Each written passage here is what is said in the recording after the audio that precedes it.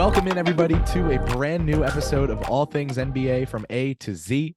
I'm Chris Persiane, and here alongside Zach Noble, ready to talk to you guys about the 2023 to 2024 Brooklyn Nets. It's another season preview episode here on ATA, and we are very excited to get talking about the Brooklyn Nets, a team who very recently was in the super team conversation and has now gone back to what I think is much more of the vibe that the Playboy Cardi dancing on the bench Nets had with D'Angelo Russell and Jared Dudley. So let's talk about this team, Zach. I want to get started with you by straight up just asking you, how do you feel about this team? Like, are we going to talk about them through a playoff lens, or are we going to talk about them through a rebuild lens? Because I know what I think, but I want to see where you're at first. That's the question, and I love how you preface that. I honestly am right in the middle. I'm such middle ground on this because they don't have guys that necessarily are gonna be developing. I mean, they got guys, I believe, in some of these young pieces, but they're trying to win. I know from the top down, these guys are trying to win, so we got to kind of look at it from the ownership standpoint, the management standpoint, the players they have. Yes, Cam Johnson should pop off and level up. Yes, Ben Simmons, there's this whole saga here. There's this guy that is basically he just hit rock bottom at 0, and was, I don't know, an arguably top 20 player at his best in his young career. And then you got guys like Cam Thomas. Who else they pick up that I like? Let's go down the list. I mean, Noah Clowney, Dariq Whitehead, Trenton Watford. Like, they got guys that could be developed. I just don't think those guys are going to be that important this year one. I truly think this team is all about Ben Simmons, Cam Johnson, the guy I haven't mentioned yet, my absolute favorite player on this team by far, even though I'm a Cam Thomas stan, and I've told you this. I had Cam Thomas top 10 pre-draft, and was feeling pretty good about it at times last year. Definitely gone a lot backwards since. But Mikal Bridges, they're banking on him becoming a top 15, top 10 guy in this league. I truly believe he can get to top 15 very easily. Top 10 is going to be a stretch. It's going to be tough, but that's what's got to develop this year. That's what they got to figure out, and that's the most important part about this entire puzzle, the Brooklyn Nets. Yeah, man, I'm going to go ahead and say that for me personally, I'm looking at them through the rebuild lens. They have guys under contract, getting paid a good amount of money. You want to talk specifics? Well, $21.7 million to Mikal Bridges, 20 almost and a half to Spencer Dinwiddie, 25 and a half to Cam Johnson. Now, yes, they're paying Ben Simmons $38 million, but we're going to literally just ignore that because we're talking about the guys they've signed to contracts that they want to be part of their core for right now. And it's Dinwiddie, it's Mikal, it's Cam Johnson, it's DFS that they traded for. Cam Thomas, may get into that category. For me personally, I'll find it for you right now. I had Trey Murphy 21, Deuce McBride 22, Jared Butler 23, Corey Kispert 24, Cameron Thomas 25, Chris Duarte 26. So that's pretty interesting. I was so much higher on Kispert, Cam Thomas, and then there's one other that I feel really good about that you mentioned that just slipped my mind already. Duarte or Butler? No, Murphy? not Murphy. Trey Murphy. I had top 12, I believe. I had him at 21. Yeah, that was a funny draft. Not terrible, but nah, it is. When I had JT Thor at 17, Keon Johnson at 13, Usman Garuba at 12. So that was a year that I did a lot of learning. Regardless, man, you look at the Nets. Oh, always. I love learning from my mess ups with the draft. I love it. I like that the Nets got Harry Giles. I like that they drafted Noah Clowney and Dariq Whitehead. Like, two good picks. Those guys spent time in the G League this year. That's okay. I think the Nets should just lean into playing them in the team construct with Bridges, with Johnson, with Dinwiddie. I'm looking at this team. Oh, I forgot Claxton this whole time. He is the guy for them at the center spot. That's that's a big reason why I think they're like so in the middle and why Ah, they're leaning towards winning because people think this guy is so important. He is well, he's really important. good. He's good. But Claxton's really I good. lean towards you're definitely the way you're sounding sounds way higher on him than me. Like yes, he's a long time starter in this league, but I don't think he'll ever get to like low tier all-star like Jared Allen did in Cleveland. I just don't see that. Maybe he does. It could shock me, but that has to come with winning too. So I just think he needs to play next to a really big four, and is Cam Johnson gonna be thick enough and to be He's able to I was hold gonna his say he's own? tall, but he's not, Right. the way you're talking about. Basically, man, I'm just looking at this roster as a team that has a couple guys that can definitely stick on the roster for several years and be a productive part of their plan to develop a sustainable winning squad, namely Claxton.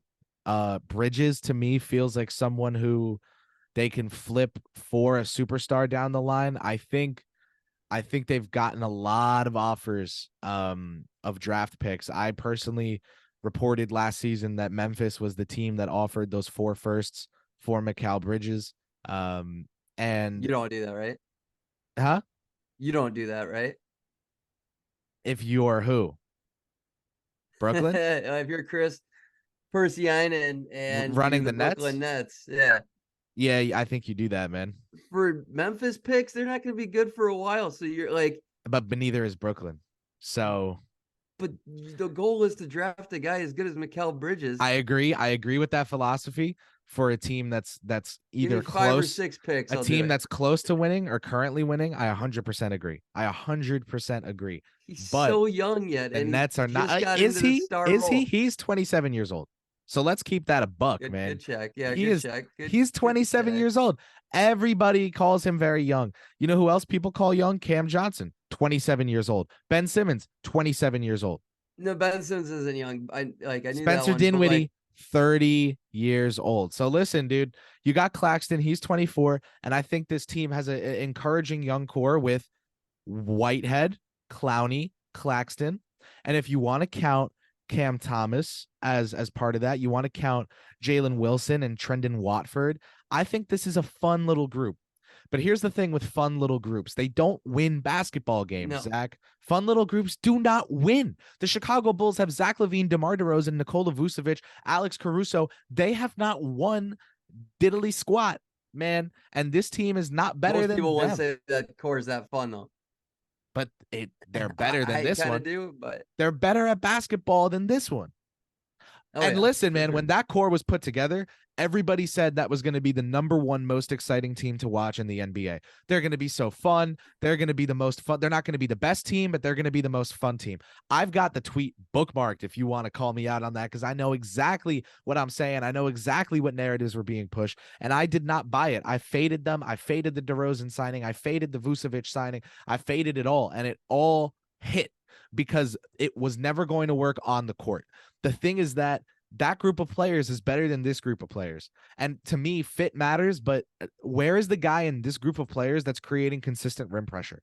Right? All right. Where's the guy in this group of players that can get to the rim without a screen being guarded on an island? Right? And to me, I'm sure Lonnie Walker can do that from time to time. I'm sure, Cam Thomas can do that and score a fading mid-ranger over someone. What happens 70% of the time, though?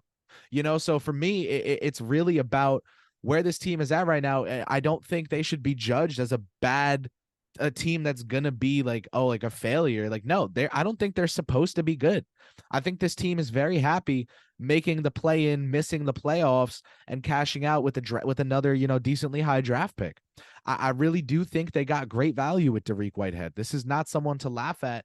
And Noah Clowney will need a couple years, but he can come around to a really good spot, Zach. And I just think that this team is not going to be good this upcoming season. I do think they will be fun. I do think that they will show signs of development, but realistically, they don't have the horses for this race, and that is okay. The Eastern Conference is tough. You talk about Cleveland, Boston, Milwaukee, New York, Philadelphia, Atlanta. That's 6 squads.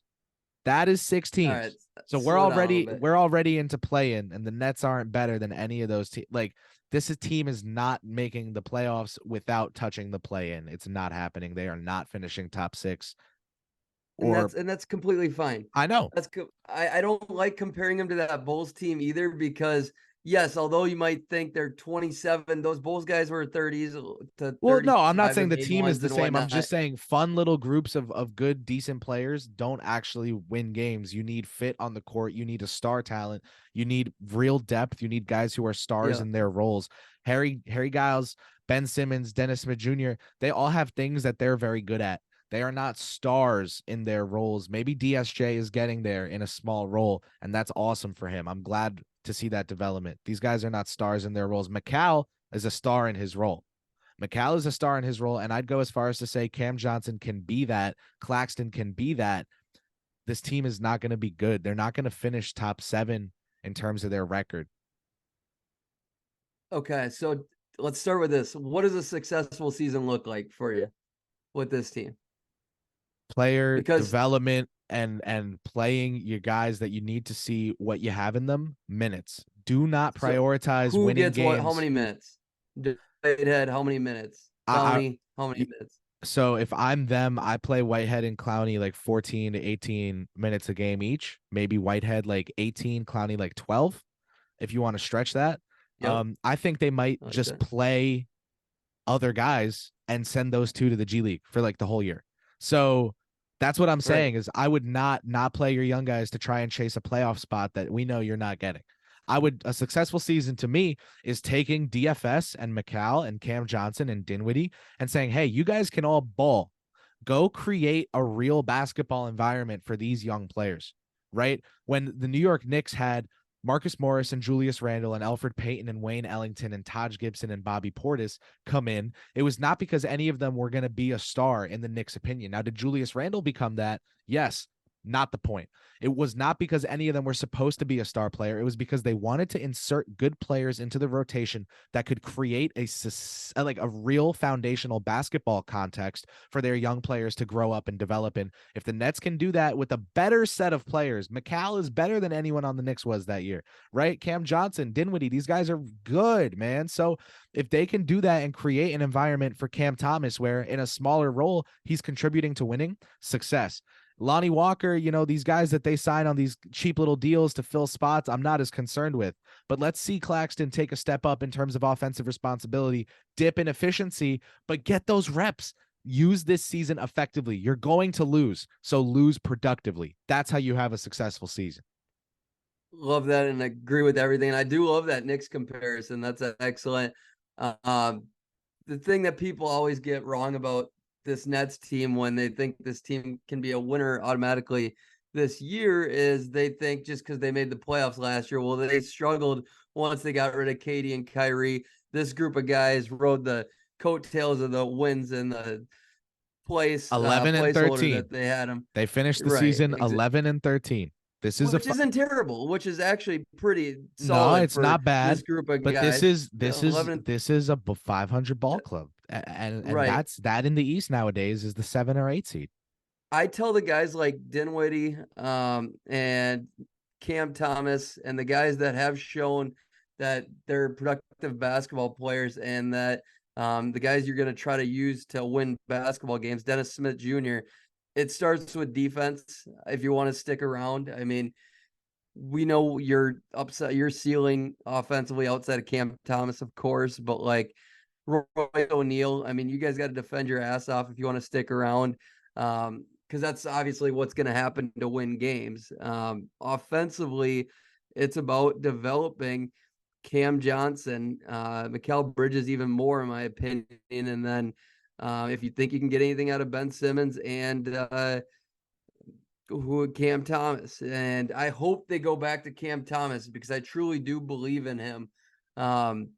With that said, how high of a ceiling do you think Mikal Bridges and Cam Johnson have? Because I already stated Mikal Bridges, but like Cam Johnson, I would say at his very highest, top 25. And I know you threw out the 27. Wow. I Whoa, know, but whoa. listen to me. Hear me out why I say this. It's like Ooh, Ooh-wee. they're young in NBA years, okay? And that's Okay, I'm I gonna get give that. like, and when I say NBA years, they've been around a while, yes, but they're in this NBA role. They're young. Like it's say if Harden left OKC to go to Houston a couple of years later, that sort of thing. But like these guys aren't that James Harden either, not for a second. But I do believe, and I said this when they were in Phoenix too. I believed in their upside a lot, and they were really being held back quite a bit. They were stars in their role, but we're gonna see how good they really are this year. It is this year or never for them. But Mm, the next 2 years, 3 years, they can grow quite a bit if they just show constant growth. I truly believe that. It's just will they get a little leeway, like say if they were a third or fourth year player. So what do you say on the ceiling? yeah, man, I hear you. For me, Mikal Bridges, I think, is not currently a top 25 NBA player, or It's debatable. Top I 30 think it's easily. debatable. I think it's debatable. I would say he is not top 25 right now, personally, but in my head, I could make a list really quick and probably have him 24. So let's say fringe top 25. I think he can get to having seasons where he puts up a top 10 to top 15 season, but everybody knows that in a draft they would not take him 10th or 15th in terms of guys you want playing on your squad in game 7.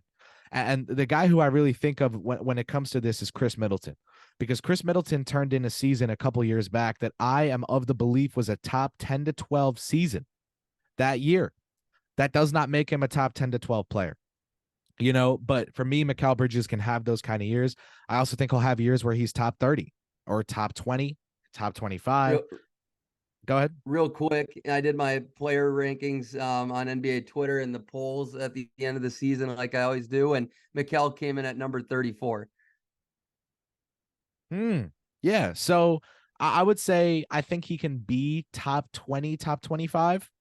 And I don't see him as being someone that ascends to that top 10 level. I do think he has seasons where you go, yeah, that guy's been a top 15 dude this year. And I'm fine saying that. As for Cameron Johnson, I'm not as confident in development, but I am confident in his current ability, which I think is great. I would So say anybody, if okay. he's currently no problem. If he's currently, what do you want to say? Top 60 safely? 55?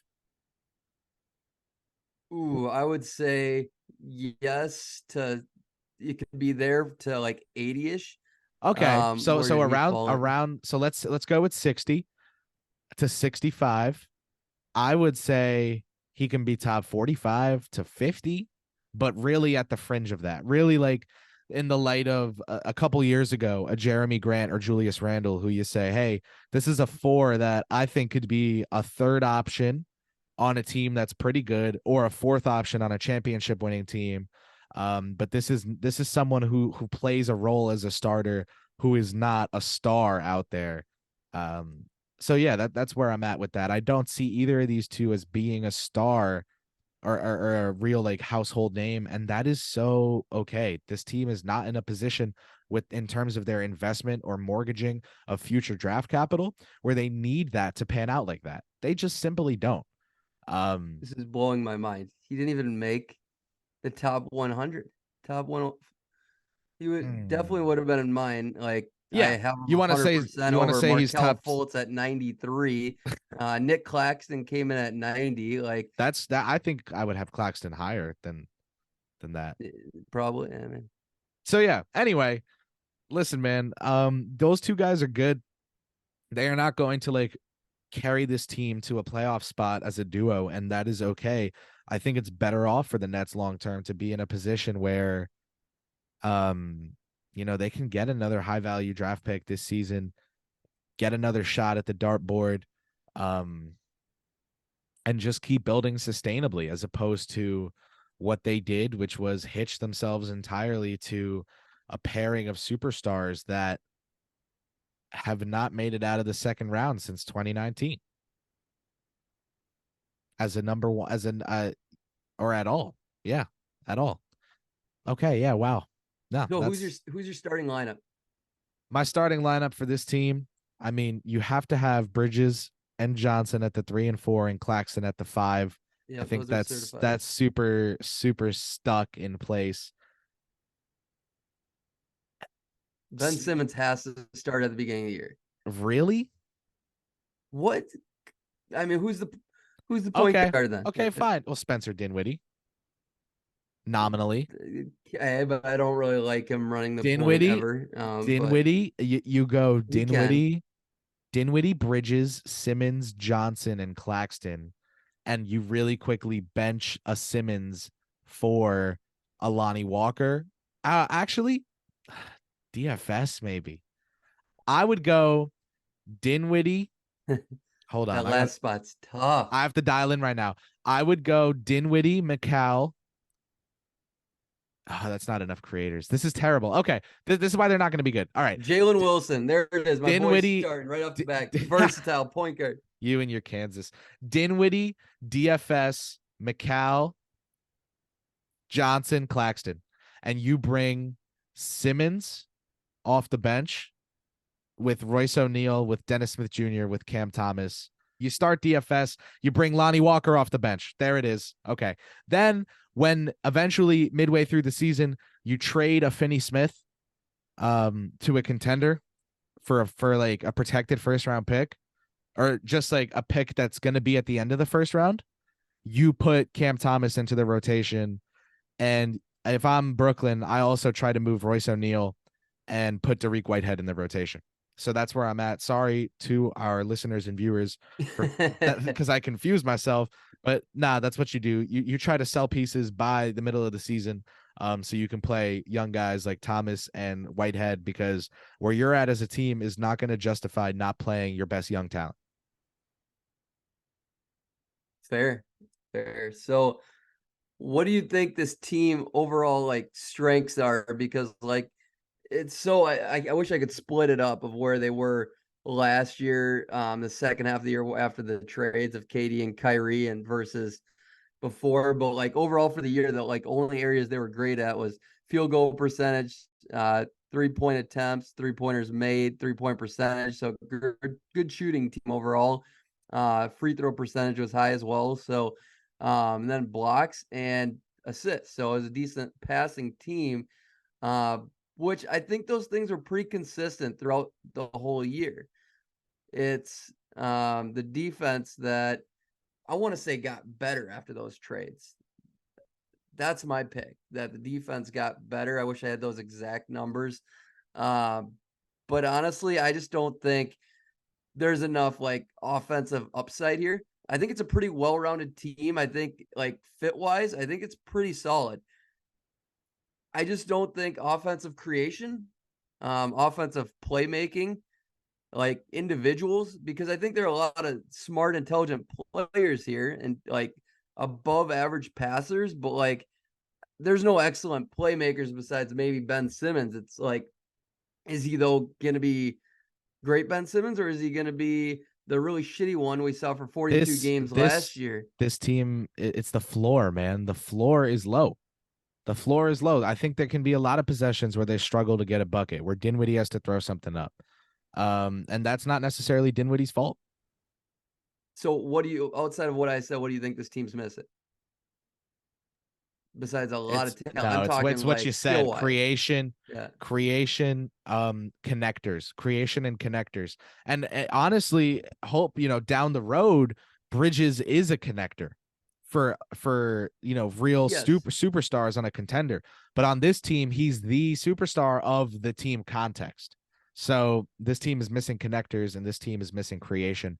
They are going to struggle on offense. I think they'll be tough on defense. I think they'll be tough to deal with. I don't think they'll be impossible to score on by any means. So I see them losing way more games than they win.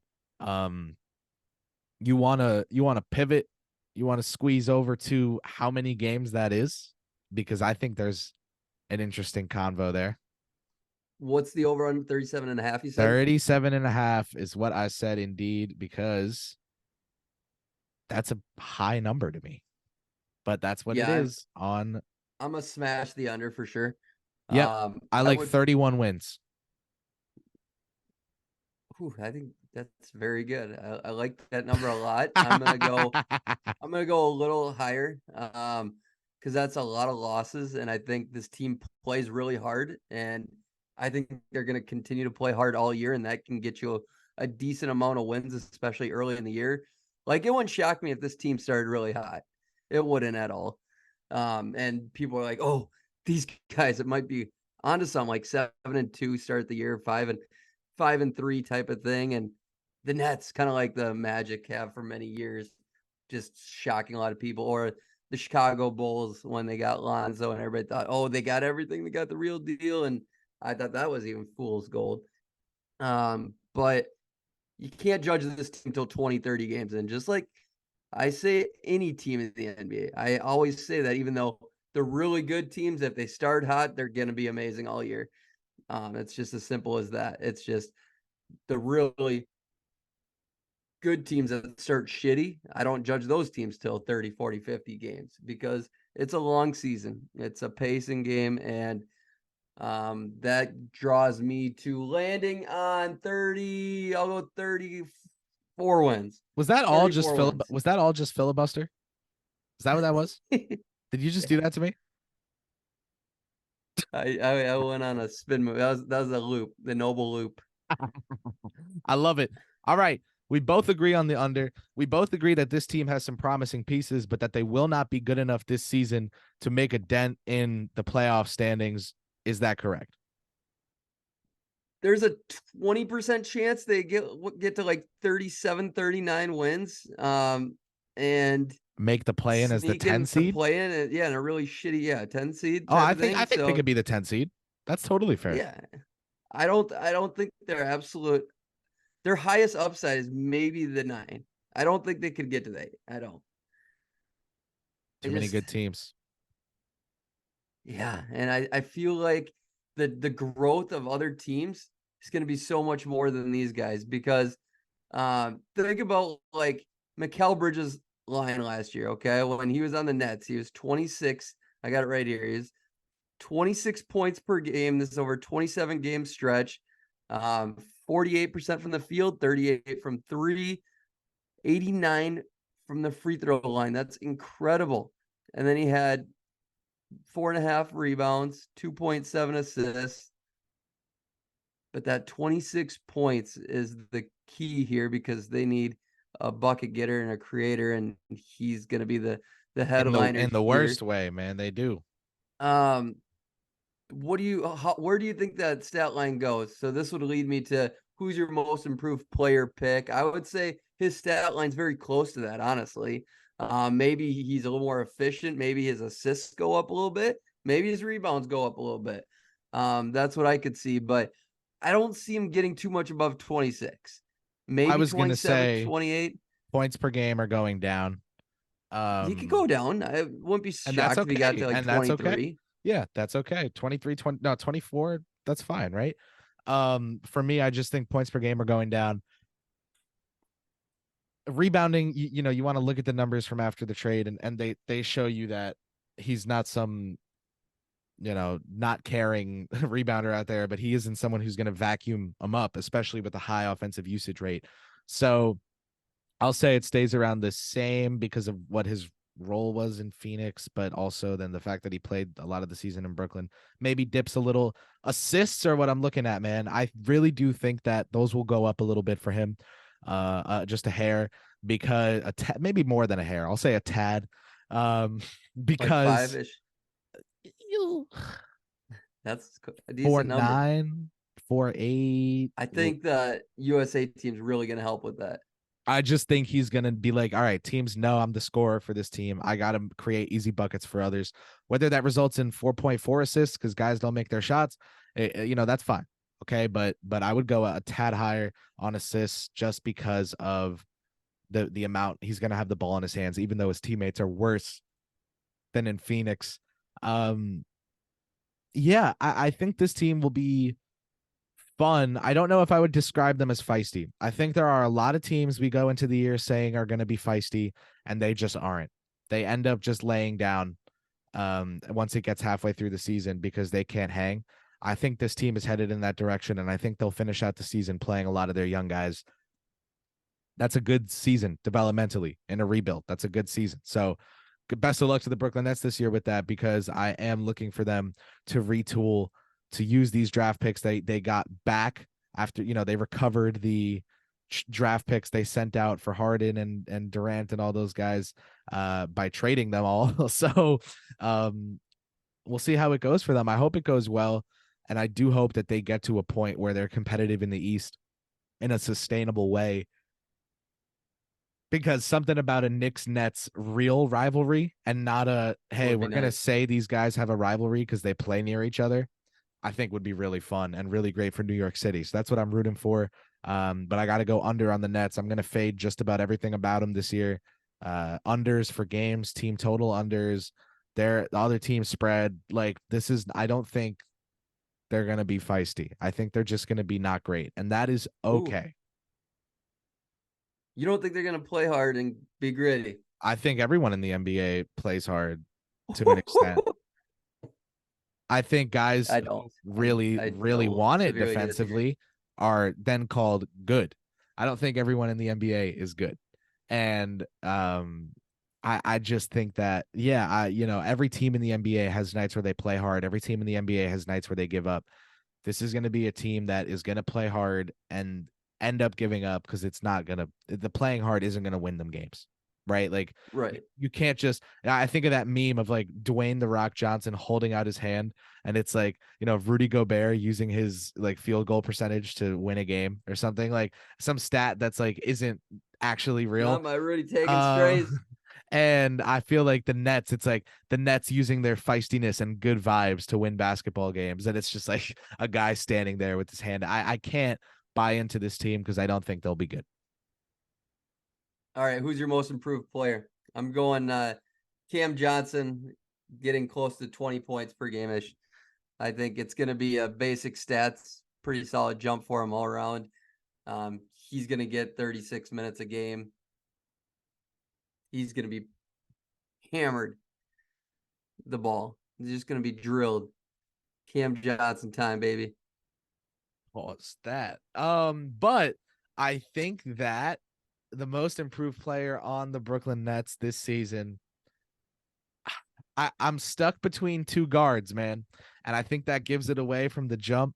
I'm stuck between two guards. Ben Simmons getting back to form. Neither one is Cam Thomas. Neither one is Ben Simmons. Neither one is Lonnie Walker. Uh, Whoa. I'm gonna go with Dennis Smith Jr. I've been the one doing the, out of the ordinary picks. I've been the You've one been on good. I like that. I've been the one on the show giving the wacky picks, the ones that are a little different. I'm gonna go with Dennis Smith Jr. for most improved. I think he establishes himself as a defense first point guard who can do the thing of getting an offense set up, but really bring his value on defense. Trey Jones, but a little different version, is like what I'd look for him to play like this season, and I'm actually excited to see it. I don't think it'll be fun basketball. I think it'll be winning basketball. It'll be winning basketball from Dennis Smith Jr., and that's cool. So gonna go with DSJ. So, like, not much like stat wise, just he's going to be a lot better, more polished player Yeah, I don't think all if around. every team had a most improved player award, I don't think he'd win it. I do think if I That's had what I'm one, asking you. That's the pick. no, it's our personal pick. It's who we think will be the most improved, not who the counting And that, stats are going to say. No, oh, we no, no, don't I'm care. not saying We that's don't why I care what asked the you the counting way I stats say. did. Yeah, I know, I know. I'm No, saying it I doesn't agree have with to be you. I agree with you that the impact, it's about the impact okay. on winning. All right. Well, that is going to do it for Zach and I. This Brooklyn team will be competitive to start the season. I don't think they'll be competitive to end the season because of the lack of wins that are going to, not add up. But nonetheless, they're going to be pretty fun to watch if you're interested in NBA development and different types of rebuilding teams and interested in team construction. So I'm always interested in all the teams. So that's it for me on that. For Zach Noble, I'm Chris Persianen. thanking you for listening to All Things NBA, reminding you to go drop us a 5-star rating on Apple Podcasts or wherever you listen. Leave a like, leave a thumbs up, subscribe to the YouTube channel, follow us on Apple or Spotify, wherever you get your pods. Keep supporting, and we'll be back with more All Things NBA.